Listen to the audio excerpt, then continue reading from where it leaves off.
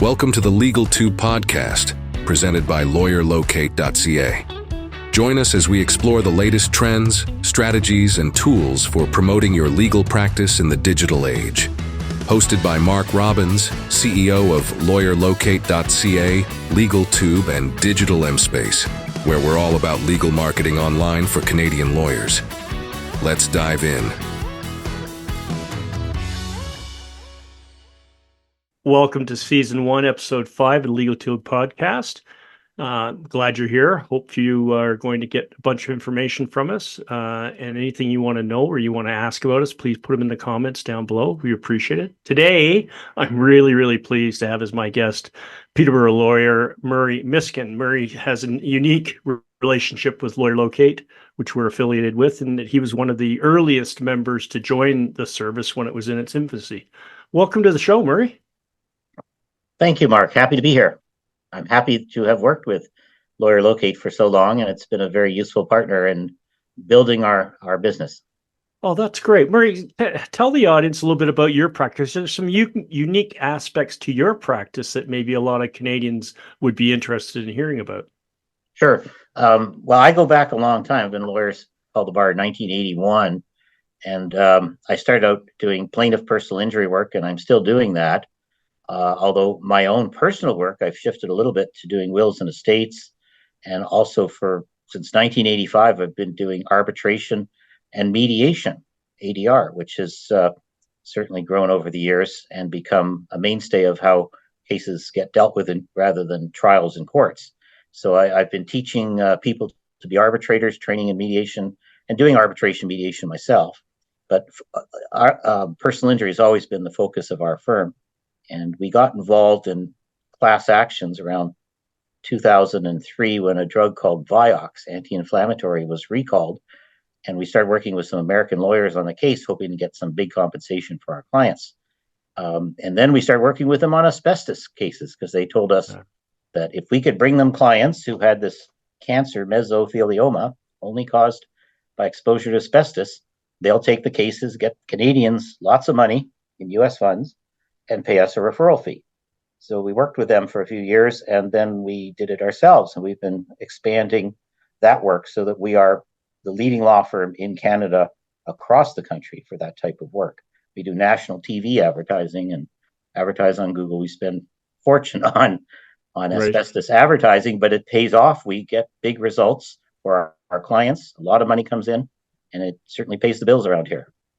Well, that's, you talk about the advertising aspect and circling back to LawyerLocate again, that you have two profile pages with us that are very robust. I think we like to say they're like a mini website.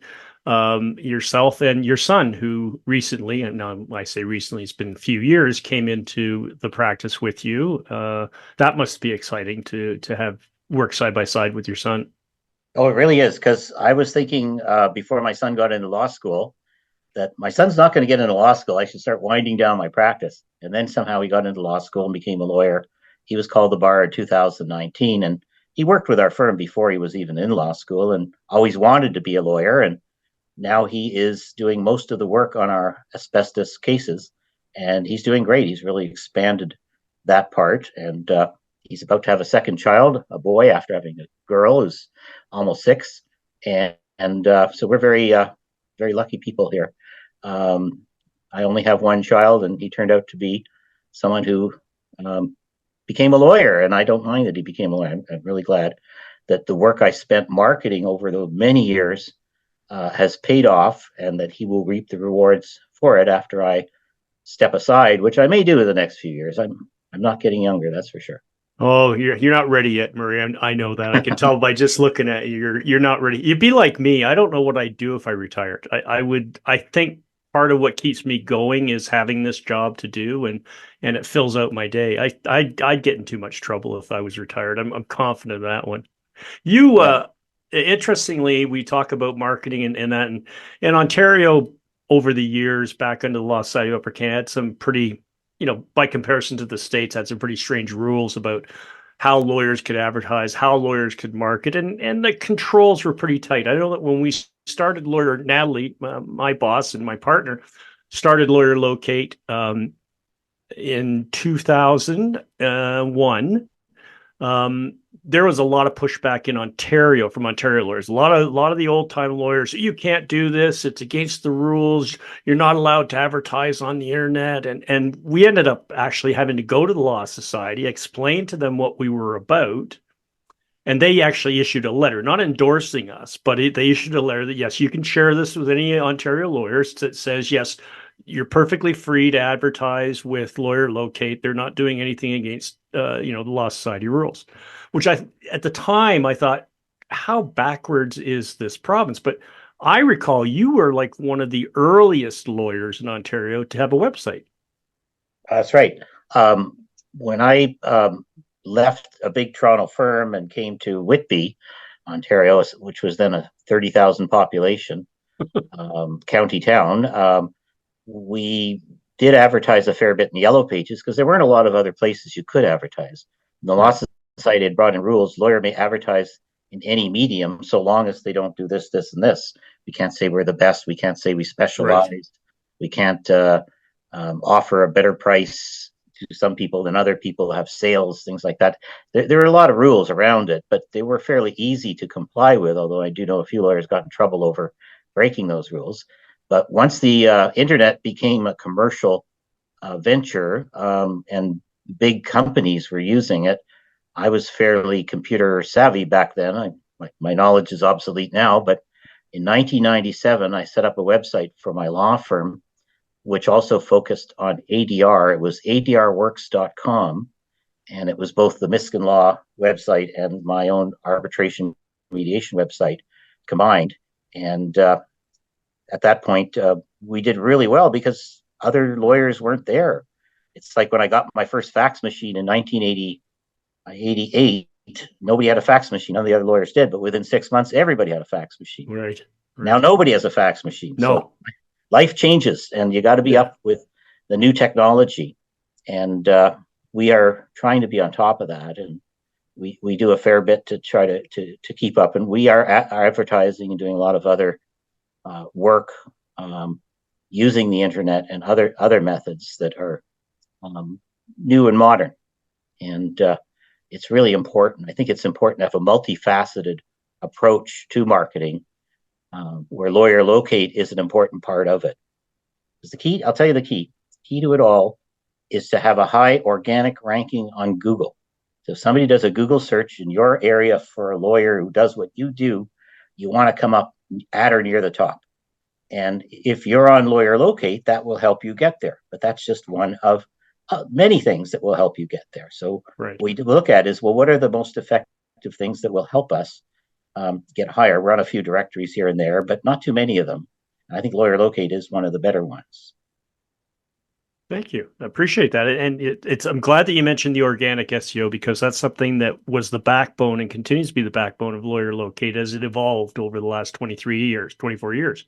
Natalie Waddell, and that's her expertise. She does website design development, but she does organic SEO long before anybody else was doing it. And she has a real touch with this vertical market. So you're working with one vertical in one country, it makes it easier for you to really develop a good organic keyword search. And we've always been successful, keeping LawyerLocate in top results, but also keeping our members and our clients that we do other like website work for and SEO work for near the top. So, and trying to explain to people that the importance of organic versus paid. Google does a big job of, pushing their paid platform, which is what, they're supposed to do. But the truth is, and particularly in legal, people searching in legal, they tend to stay away from the paid ads at the top. The Google AdWord ads. People are still, to this day, we find out when we do our research, are still nervous. They don't want to click on that one. They want to click on the first organic one that comes up, and then they'll follow through. Now, I don't know whether you have found this, we really saw a huge change during and after COVID. Natalie did a lot, kind of a little mini research or study for us on this, because we had noticed there was a drop off in referral requests, and it was quite a big one. And we were still getting, like the obvious ones, a lot of employment law stuff, a lot of health referral requests, that type of thing, government referral requests. But what we were finding was people, because they were home 24/7 and were in front of their computers, had nothing better to do, is that there was less of going to a service like LawyerLocate and requesting the referral, and more of, oh, I'll manually go in and I'll look at the profiles and I'll determine which one of these lawyers I want to. So we were still getting traffic, but we weren't getting as many referral requests as we used to get in the past. That's now changing back. It's coming back to where people are using the referral request aspect of LawyerLocate. Because, as you know, being with us for a long time, there's so many facets to the LawyerLocate membership. It's it's the profile page now with the latest edition of the website. It's a place where you can host videos, you can host your blogs, anything social media. If you're doing streaming, if you're doing podcasts, you can have them all on your profile page. Which today, like you said, it's very important. Any aspect of social media in the legal profession in Canada is very important to be active in it. Oh yeah, when new things come out, you got to look at them and set up an account. I thought Twitter was going down for a while because of Elon's brilliance, not panning over to good management of Twitter, which became X. But I'm now back using Twitter again. But there are new services that developed in competition to that, and it's important to be on those. You should be everywhere. You should be wherever anybody looks on the internet that's your target community. They should find you, whether it's Facebook or Instagram or elsewhere. But the trick is to maintain high visibility, and that your name becomes familiar. Like Miskin is an unusual name, say, compared to Smith. So if my name was Smith Lawyers, I'd have a harder time. But Miskin is always misspelled and mispronounced. Right. That was an obstacle. But we're getting past that because we are becoming a household word. And a lot of it does actually come from the fact that we're advertising nationally on television. And that's huge. It's a lot more expensive than what you do on the internet. And most firms can't afford that. But we're in a position now with our asbestos cases where we can afford it. And it's helping us to consolidate a position as market leaders. But my advice to anyone who's trying to build a law practice is don't bother with TV or other expensive media, but work on your social media and organic Google search results, and do a little bit of SEO and have a very good website. Websites are still the key to it. Oh, yeah. I'll tell you, Murray, just a quick story when you talk about television advertising, because when we started LawyerLocate in 2000, I was still a private investigator consultant. I was helping Natalie out on the side with her marketing, but she was building it out. I'm going to say 4 years in, the company got to a stage where Natalie said, wanted me to come into the company, help run it, help do the, the management and do the marketing and sales. And we were out one day. We used to live in Parkdale in those days, and we were out at Rossville's at one of our local pubs. And a friend of mine was a general manager at CHCH TV in Hamilton, and we were just talking about this new business that Natalie had created.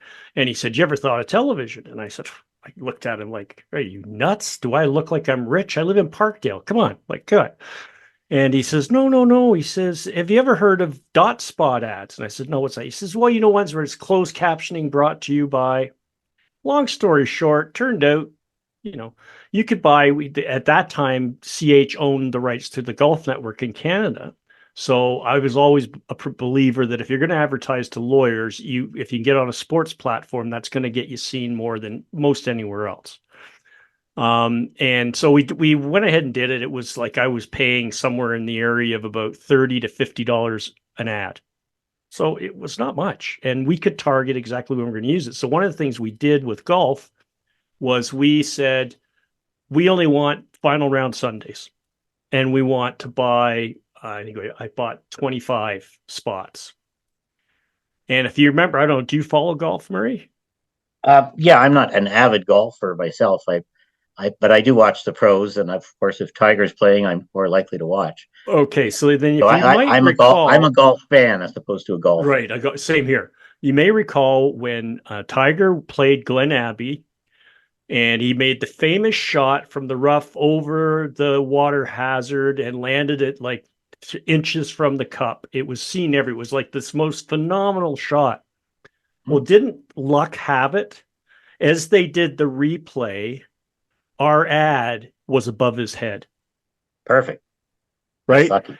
I got phone calls on Monday morning from relatives I hadn't heard from in 15 years who said, did you know? Did you know? But it was one of the things that we certainly saw a big influx of inquiries from it from lawyers for sure. And our referral request side, like the public, went off the charts. So we were very lucky because I always targeted the public, hoping the lawyers would figure out, oh, if the public's going here, that's what I want. The clients are going to this place. I want to be there.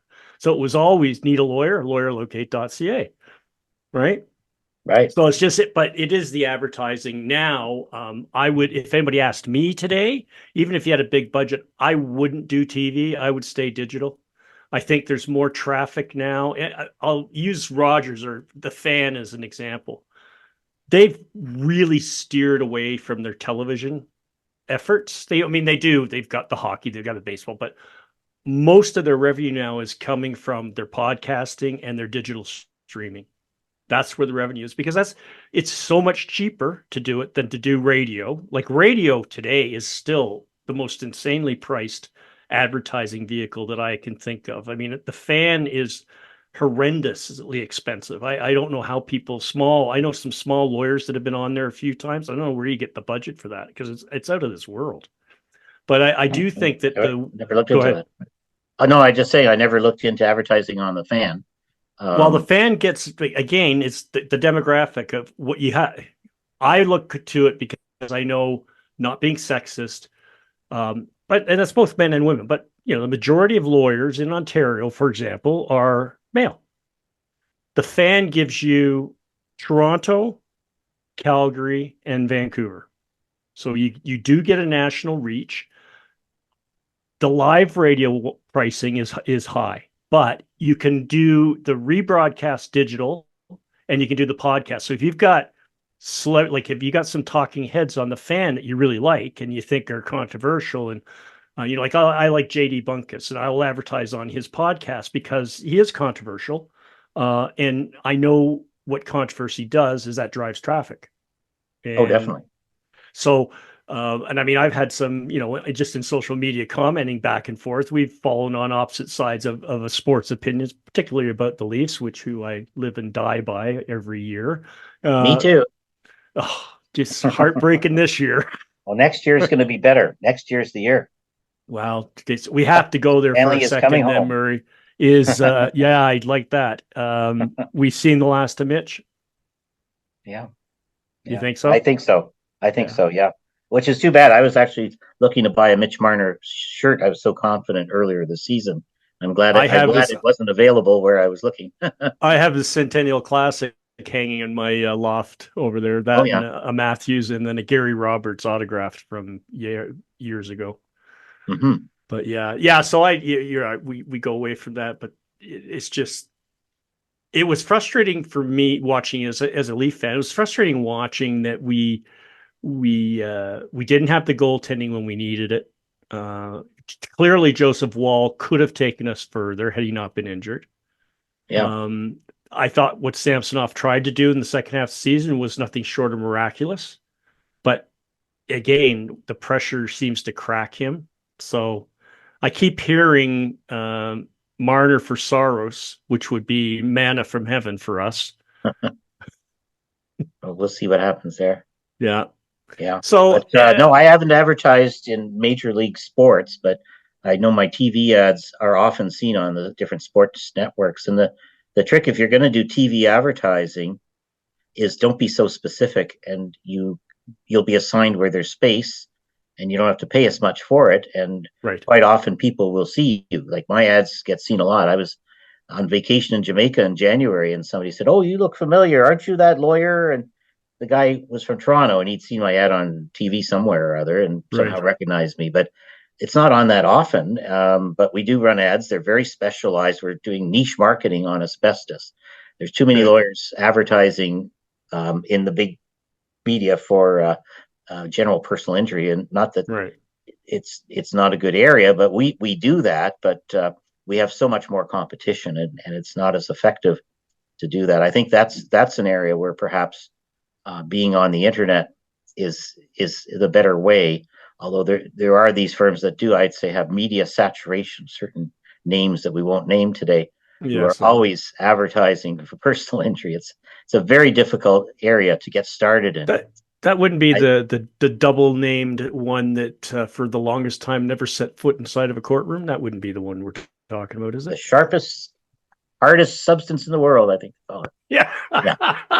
But there's a few others who yeah. No, it's not just one, but spending big bucks on it. Employment law, I'm surprised how much they're being advertised. They're advertising. I notice them on radio a lot too, in addition to TV. But that seems to be a big area, the employment law. I'll get as Murray. well for advertising. Make a note of this. If you don't have to write it down, because I'll make sure that Rebecca includes it. We also have a client. I don't know whether you know Stuart Rudner. Yes, I know Stuart. Okay, so we do all of Stuart's website, social media, everything, and his pod. Now he's what year? I think Rebecca will correct me. It's either year 6 or year 7 of his podcast. He does once a month, half-hour podcast. That has driven so much traffic and gotten him so much attention for clients, on both sides of what he wanted. He wanted obviously employers, so HR, and employees, and now he's also doing ADR, so that too.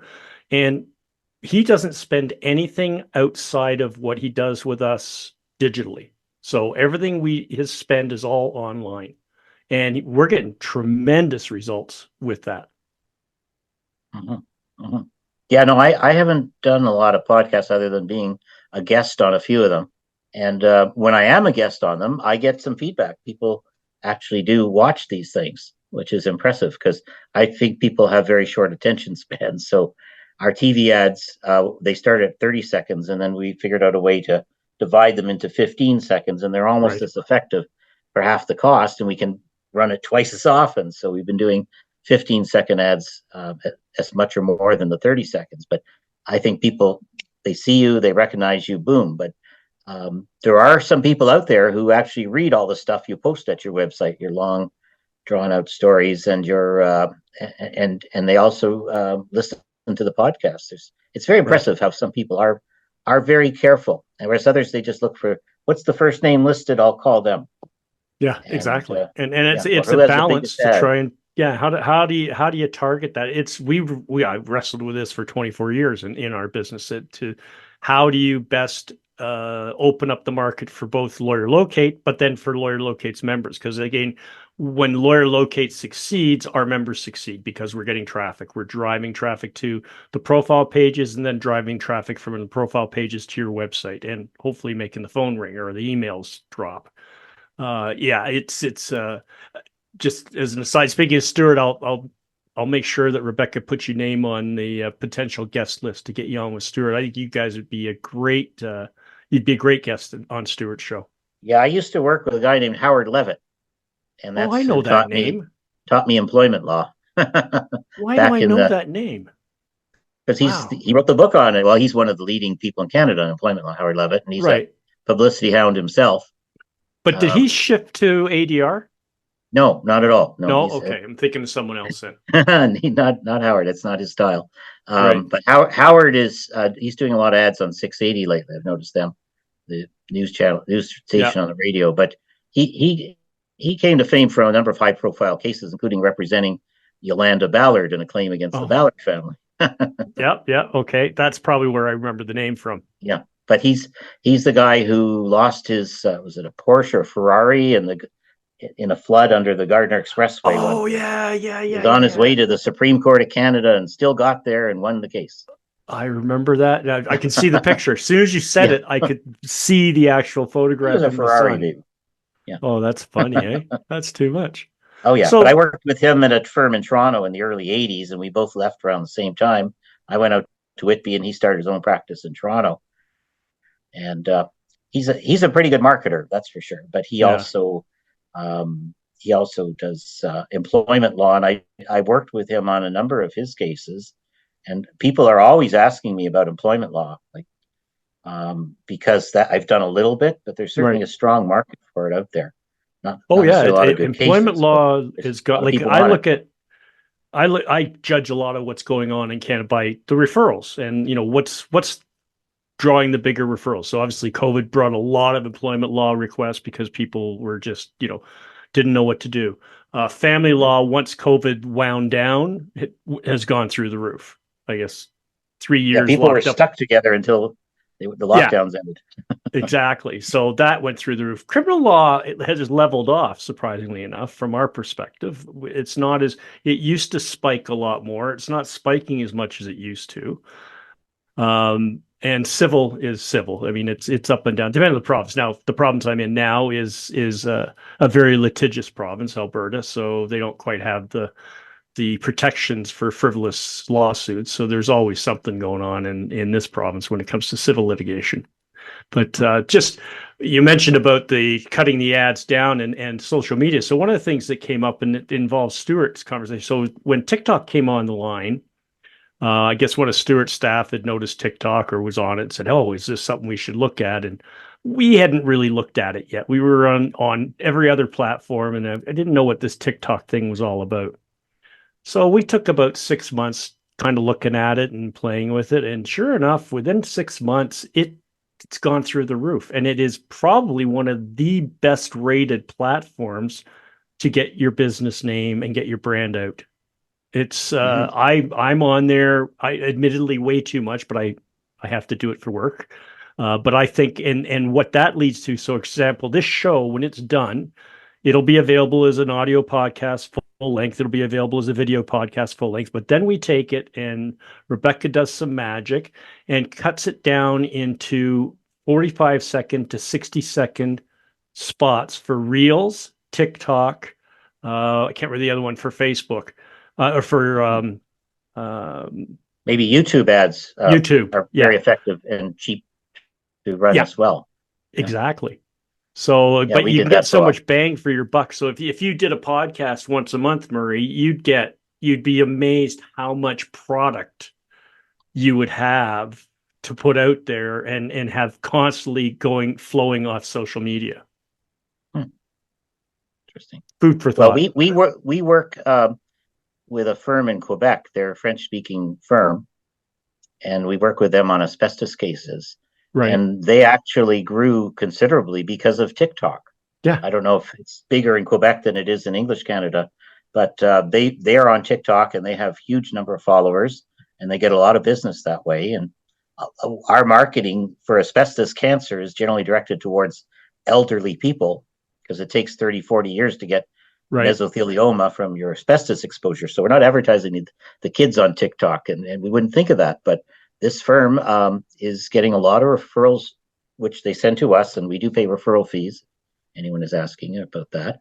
Right. But we do get a fair bit of money for people, and this firm in Quebec that uses TikTok has been very effective in all of their work, not just asbestos for us, Yeah, but I in think all of Murray, their work by using I, TikTok. I think you'd be surprised the demographic of people, not only the creators, there are a lot of creators that are of our age group, a lot, not just a Right. few.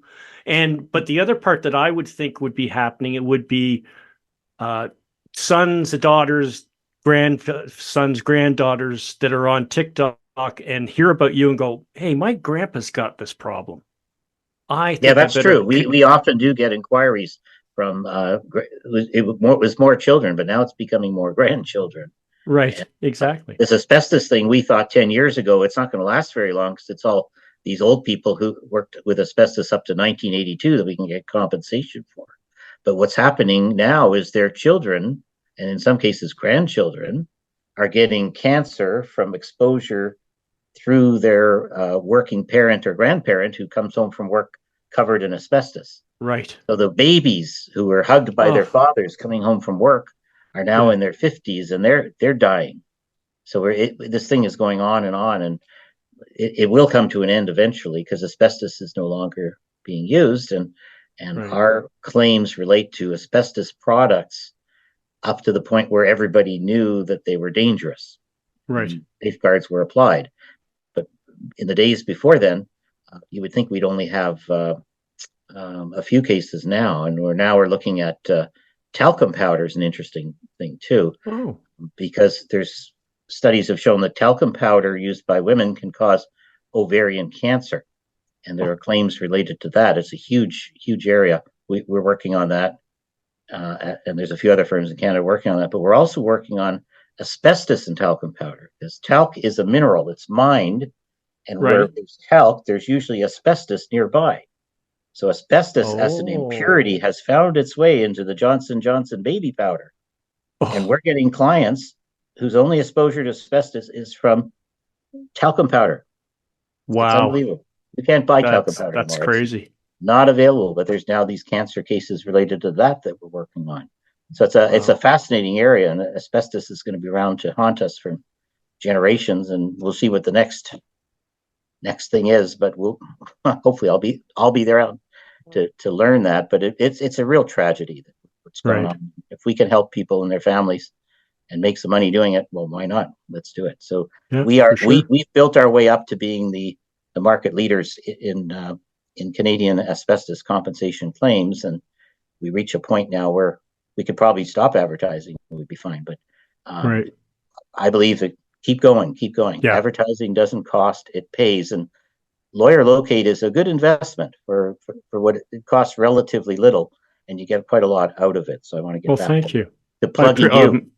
very much. I was going to say, Murray, thank you so much for being a loyal customer of ours, and I know you've always spoke highly of us and outside of our presence because I've heard feedback from other lawyers that have spoken to you about Lawyer Locate.